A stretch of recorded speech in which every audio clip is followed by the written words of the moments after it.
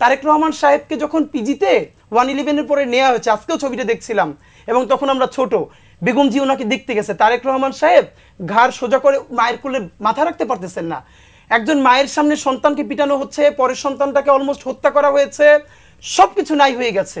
কি পরিমাণ ওনারশিপ দেশ, মানুষের প্রতি কমিটমেন্ট থাকলে তিনি বলেন এই দেশ ছাড়া আমার আর কোনো জায়গা নেই, আমি আর কোথাও যাব না। আমাদের তখন রাজনৈতিক মুরব্বী বলতে একজন বেগম জিয়া, এবং যে কোনো ক্রাইসিস তৈরি হলে আমার ধারণা উনি কাউকে যদি ফোন করে চা খেতে বলেন, এমন কোনো দল নাই যে মুহূর্তের মধ্যে সেখানে হাজির হবেন না। দেখেন এখন কিন্তু বিএনপি, জামাত ইসলামীর স্বাভাবিকভাবেই পলিটিক্যাল যেই মানে চলছে, তাদের মধ্যে ঝগড়া বিবাদ আছে, কিন্তু আমার মনে আছে যে এইটা আমার চোখে ভাসে, সাইদি সাহেবের যখন রায় হলো তখন 2 দিনে 153 জন মানুষকে পাখির মতো গুলি করে হত্যা করা হলো, কিন্তু জামাত ইসলামীর নেতা।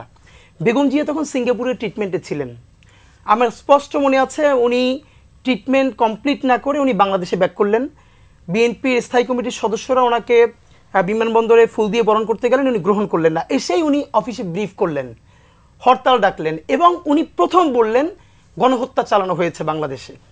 আমার মনে আছে বাংলাদেশের তাবৎ বুদ্ধিজীবীরা ডিকশনারি খুলে, এনসাইক্লোপিডিয়া খুলে বসলেন, জেনোসাইডের সংজ্ঞা জানে না, খালেদা জিয়া হচ্ছেন অশিক্ষিত, সুতরাং উনি এটাকে গণহত্যা বলতে পারেন না, ভুল বলেছেন। বেগম জিয়াই একমাত্র তখন বললেন না এটা গণহত্যা হয়েছে। দেখেন কতজন মানুষ মরে গেছে, সেভাবে গণহত্যা হয় না। আপনি কিভাবে কিল করেছেন প্যাটার্নের উপরে গণহত্যা হয়। এই যে সাইদি সাহেবের ব্যাপারে, এবং এরপরে আমি আজকে মনে পড়ে যে কাদের মোল্লা সাহেবের যেদিন রায়টা হয়েছে, খন্দকার মাহবুব হোসেন উনি ইন্তেকাল করেছেন, বাংলাদেশের সবথেকে প্রথিতযশা আইনজীবীদের একজন, যিনি বিএনপির বড় নেতা ছিলেন। বেগম জিয়া ওনাকে নিজে ফোন করে বলেছেন যে সর্বোচ্চ সাপোর্ট দেওয়ার জন্য, এবং কাদের মোল্লা সাহেবের ফাঁসি যেই রাতে হওয়ার কথা ছিল সেদিন একদিন পিছিয়ে গিয়েছিল।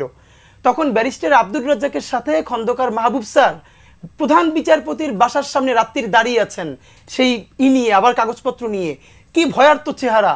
বেগম জিয়া সারা রাত জেগে সে খবর নিয়েছেন, এটা আমরা তখন জানতাম যে। এবং আপনাকে এটা আমি একটা বলতে চাই যে দেখেন ওনার মধ্যে যেটা সবথেকে ব্যাপার, মাতৃত্ব সুলভ আচরণ মধ্যে, এটা আমরা শিবিরের বড় ভাইদের কাছ থেকে শুনেছি যে একবার একটা বড় মুভ করার জন্য শিবির প্ল্যান করছিল, ছাত্রদল শিবির মিলে ক্যাম্পাসে একটা বড় মুভমেন্ট করবে আওয়ামী লীগের বিরুদ্ধে। খুবই রিস্কি ছিল, কিন্তু উপায় ছিল না। তো বেগম জিয়া শুনে তারপরে দেখেন মানে অবাক করবার মতো যে উনি ওনার শুধু দলের এবং এই বাচ্চাদেরকে কি পরিমাণ ওন করেন। উনি উঠে বললেন যে করতে পারলে ভালো হইতো, কিন্তু আমার ছেলেরা মনে হয় পারবে না, ওদের জীবন ধ্বংস হয়ে যাবে। ছাত্র দলের ছেলেদের কথা বলছিলেন যে এই রিস্কে যদি ওরা ফেল করে যায় তাহলে ওদের জীবন ধ্বংস করে ফেলবে। তো এই জন্য আপনাকে বলা, এবং আজকে 1997 সালে বিবিসি বাংলা একটা ইন্টারভিউ করেছিল বেগম জিয়ার, এটা এখনও ইউটিউবে আর্কাইভে আছে। তো আমি সবাইকে বলি যে বাংলাদেশে যারা নতুন পলিটিক্স করতে চায়, আমি অন্তত 100 জনকে আমাদের বন্ধুদেরকে বলেছি এই ইন্টারভিউটা যেন শোনে। উনি তখন বিরোধী দলীয় নেত্রী, বিবিসি বাংলা তাকে প্রশ্ন করছে যে ভারত বিরোধিতাই কি একমাত্র আপনার বা বিএনপির রাজনীতি? বেগম জিয়া উঠে বললেন আমরা ভারত বিরোধিতা করি, কে বলেছে? আমি বাংলাদেশের রাজনীতি করি, স্বাধীনতা সার্বভৌমত্বের কথা বলি। বাংলাদেশের স্বার্থের কথা বলতে গিয়ে যদি কোনো দেশের বিরুদ্ধে যায় সেটা আমার কি দোষ?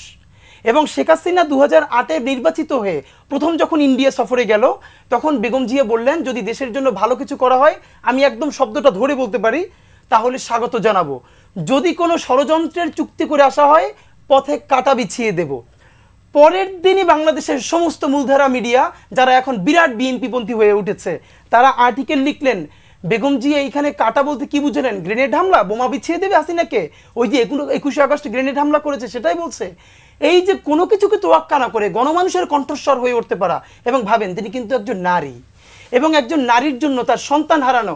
তারেক রহমান সাহেবকে যখন পিজিতে 111-এর পরে নেওয়া হয়েছে, আজকেও ছবিটা দেখছিলাম, এবং তখন আমরা ছোট, বেগম জি ওনাকে দেখতে গেছে, তারেক রহমান সাহেব ঘাড় সোজা করে মায়ের কোলে মাথা রাখতে পারতেছেন না। একজন মায়ের সামনে সন্তানকে পিটানো হচ্ছে, পরের সন্তানটাকে অলমোস্ট হত্যা করা হয়েছে, সবকিছু নাই হয়ে গেছে। কি পরিমাণ ওনারশিপ দেশ, মানুষের প্রতি কমিটমেন্ট থাকলে তিনি বলেন এই দেশ ছাড়া আমার আর কোনো জায়গা নেই, আমি আর কোথাও যাব না।